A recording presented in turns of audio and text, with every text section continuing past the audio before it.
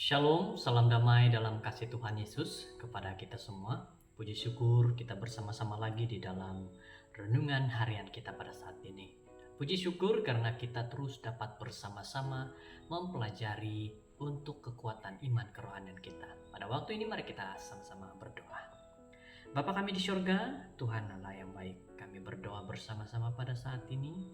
Kami memohon penjagaan dan perlindungan daripada-Mu Tuhan, agar kami memahami setiap firman yang kami dengar, pelajaran yang kami dengar pada saat ini. Terima kasih Tuhan, dalam nama Yesus kami sudah berdoa. Amin. Firman Tuhan kita pada hari ini berjudul Mencari Saulus. Ayat renungan di dalam Kisah Para Rasul 11 ayat 25. Lalu pergilah Barnabas ke Tarsus untuk mencari Saulus. Dan setelah bertemu dengan dia, ia membawanya ke Antiokhia. Setelah pertobatannya, Saulus berkemungkinan besar mengalami kehidupan bersendirian, mempelajari kitab suci dalam cara yang baru tentang Mesias dan merenungkan semula berulang-ulang kali pertemuannya dengan Yesus dalam perjalanan ke Damsyik. Dia tidak terfikir pun untuk membuat perjalanan dan penggembaraan membalik serta menulis surat-surat yang terkenal. Lagipun, apakah tanggung jawab yang dia mungkin boleh lakukan?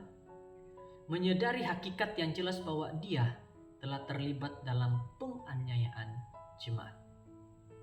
Saudara-saudara, berbeda dengan kebanyakan muridmu awal, Paulus telah dibesarkan di luar Palestina, di kota besar Tarsus. Dia seorang warga negara Rom dan berpendidikan tinggi. Tidak diragui bahwa para nelayan yang rendah hati yang memimpin jemaat tidak tahu apa yang harus dilakukan kepadanya. Maka Paulus diketepikan dan mendapati dirinya kembali ke kampung halaman menjalani kehidupan yang tenang.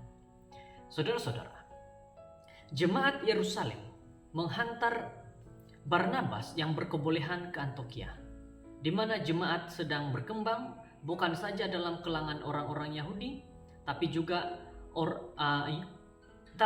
orang-orang Yunani. Ketibaan Barnabas mempercepatkan lagi pertumbuhan jemaat dan pemimpin yang baik. Tidak lama kemudian dibebani dengan tugas untuk mengajar dan menjaga semua anggota baru. Melihat bahwa dia tidak boleh melakukannya seorang diri, Barnabas berjalan sejauh 43 km dari Antiokhia di Syria ke Tarsus di Turki untuk mencari Saulus. Tarsus ialah sebuah kota yang besar pada waktu itu. Dan kita tidak tahu bagaimana Barnabas membawa Saulus kembali ke Antiokhia, dan selebihnya kita tidak tahu apa yang berlaku. Dalam merenungkan kisah yang penting ini, kita semua harus mempertimbangkan bahwa dalam gereja-gereja tempatan pada saat ini terdapat orang-orang seperti Saulus. Mereka mungkin telah diketepikan dan terdapat keperluan seperti Barnabas untuk mencari mereka. Jadilah seorang Barnabas. Cari mereka yang mungkin telah dilupakan. Seringkali jika mereka dibawa ke dalam pelayanan gereja, ramai orang akan sangat diberkati. Saudara-saudara yang terkasih dalam Tuhan Yesus, satu firman yang sangat baik kepada kita pada hari ini. Satu firman yang mengajak kepada kita membuka akal pikiran kita, agar kita dapat berpikir dengan lebih jelas lagi bahwa seperti ini.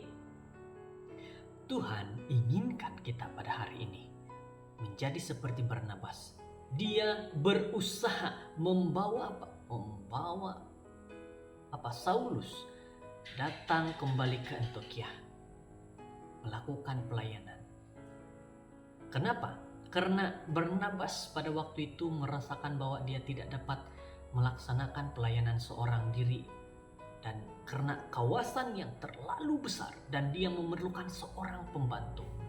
Maka kita juga pada saat ini di kawasan kita masing-masing, pastinya sebuah kawasan ada kawasan yang luas dan memerlukan pembantu, penolong untuk melaksanakan pelayanan.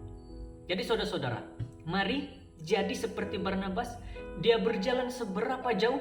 243 kilometer ke Antioquia, ke Tarsus. Hanya untuk apa? Bertemu dengan Saulus dan berbicara dengan Saulus dan membawa Saulus dalam pelayanan.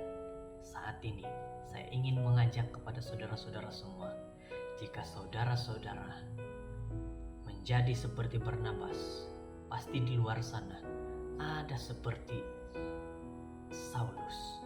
Bawa mereka, dan pastinya apabila mereka datang kembali dalam pelayanan, berkat berlimpah bagi jemaat, bagi kawasan, bagi pelayanan akan terus berkembang. Kiranya kita diberkati dan terus diberkati dalam firman Tuhan hari ini. Mari berdoa. Bapa kami di surga, kami bersyukur denganmu karena firman yang begitu baik memberitahu kepada kami bagaimana harus dapat menjadi seperti Barnabas, berkorban, mencari Saulus dan membawa dalam pelayanan. Terima kasih Bapak karena peringatan, nasihat, dorongan yang begitu baik melalui firman-Mu ini. Terima kasih Bapak karena Engkau menyertai kami hari ini. Inilah doa kami serahkan akal pikiran kami kepadamu dalam nama Yesus Tuhan kami. Amin.